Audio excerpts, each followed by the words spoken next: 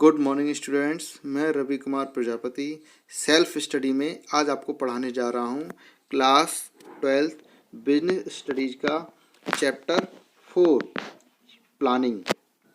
पिछले वीडियो में हमने प्लानिंग के बारे में समझा था, प्लानिंग क्या होता है और प्लानिंग किस तरह से किया जाता है, प्लानिंग के फीचर्स क्या थे। तो आज के हम इस वीडियो में पढ़ने जा रहे हैं इम्पोर्टेंस ऑफ प्लानिंग।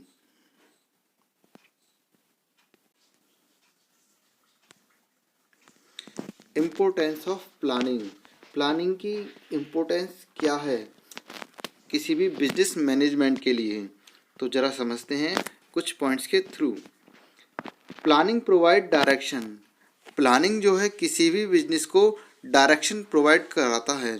सबसे पहले यहाँ पर मैं प्लानिंग को इम्पोर्टेंस को और ज़्यादा क्लियर करूँ उससे पहले यहाँ एक उदाहरण के रूप में हम समझ लेंगे कि सपोज कोई भी ऑर्गेनाइजेशन है जिसका एक टारगेट है, एक ऑब्जेक्टिव है सेल को इंक्रीज करना। ये हम एक एग्जांपल लेकर चलेंगे तो इससे आपको इम्पोर्टेंस बहुत अच्छे से समझ में आ जाएंगे। यानी कोई भी एक ऑर्गेनाइजेशन जो अपनी सेल को इंक्रीज करना चाह रही है और वो उसके लिए प्लानिंग कर रही है, तो देखिए कैसे वो टारगेट अचीव होगा।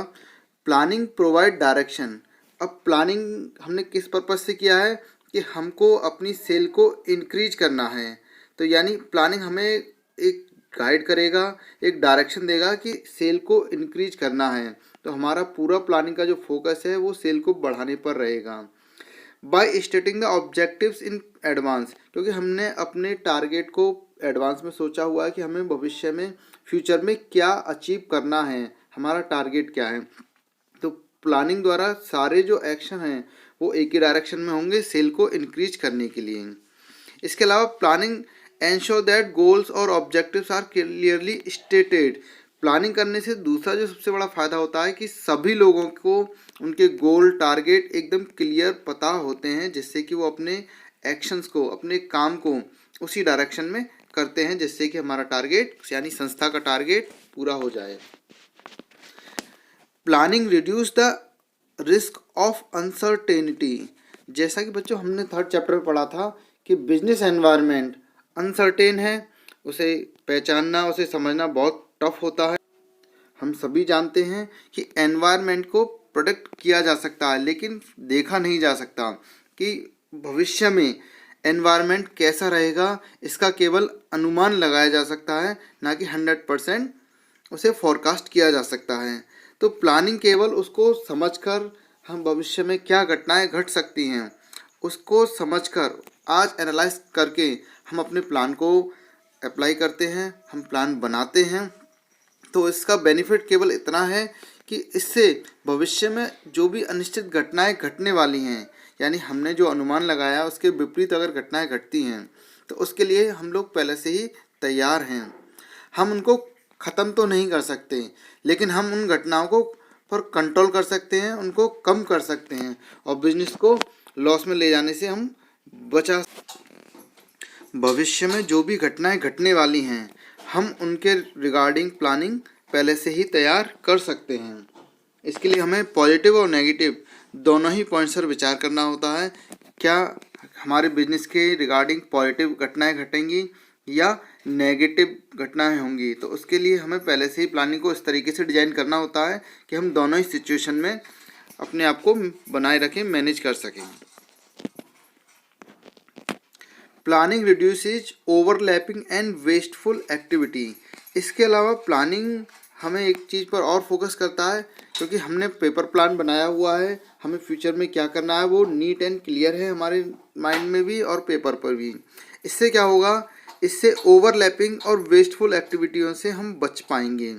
यानी हम किसी भी काम को बार बार रिपीट नहीं करेंगे, दोहराएंगे नहीं, और कुछ ऐसी एक्टिविटी जिन्हें हम कह सकते हैं वेस्टफुल एक्टिविटी या अनलेस एक्टिविटी, तो हम उनसे भी अपने आप को बचा पाएंगे, किसी भी कन्फ्यूजन से अपने आप को बचा पाएंगे। तो प्लानिंग हम इसमें हमारी हेल्प करता है, रिड्यूसिंग ओवरलैपिंग और वेस्टफुल एक्टिविटी। आगे देखते हैं। प्लानिंग प्रमोट्स इनोवेटिव आइडिया, क्योंकि हम जब प्लान करने जा रहे हैं, पेपर प्लान जब हम बना रहे हैं, तो उस समय हमारे दिमाग में डिफरेंट आइडिया आते हैं, नए आइडिया जन्म लेते हैं। तो प्लानिंग इसके लिए हमें प्रमोट करता है कि क्योंकि हमें भविष्य में क्या करना है वो आज डिसाइड करना है।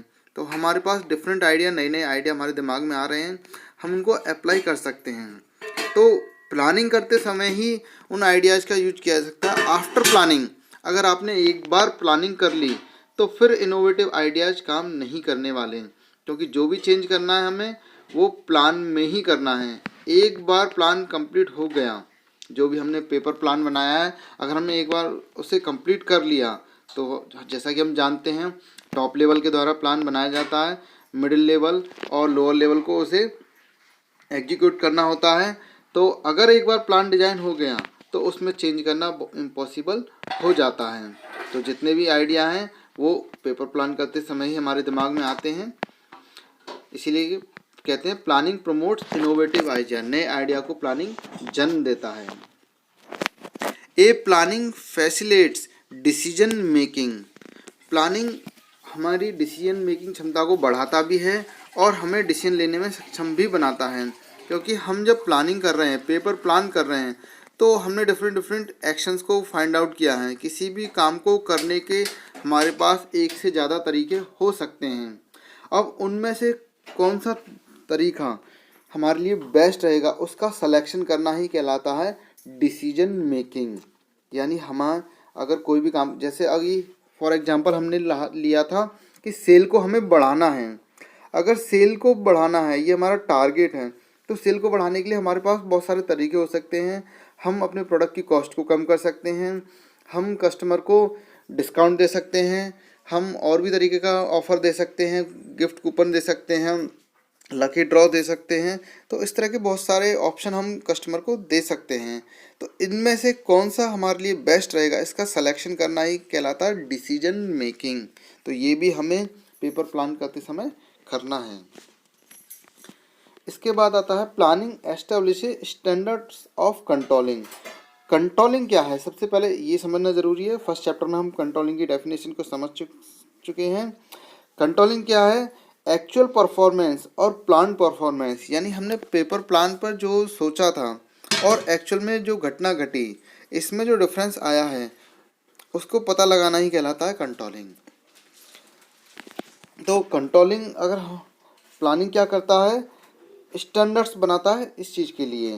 Planning provide the standards against which the actual performance evaluate, यानी कि हमने जो भी परफॉर्मेंस दी है उसको इवेल्यूएट कैसे किया जाएगा, इसका पता लगाना ही कहलाता है कंट्रोलिंग। और इसके लिए प्लानिंग पहले से ही तैयार रहता है कि जो भी घटना होगी, जो भी परफॉर्मेंस निकल कर आएगी, उसको हम किस तरह से इवेल्यूएट करेंगे, उसके लिए क्या स्टैंडर्ड रहेगा, वो सारी चीज़ें तैयार करना प्लानिंग का ही एक पार्ट होता है। तो बच्चों ये हैं इम्पोर्टेंस ऑफ प्लानिंग।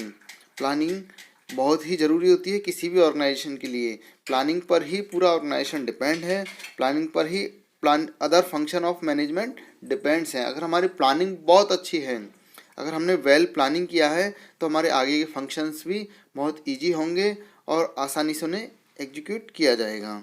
तो बच्चों नेक्स्ट वीडियो में हम समझेंगे लिमिटेशंस ऑफ प्लानिंग।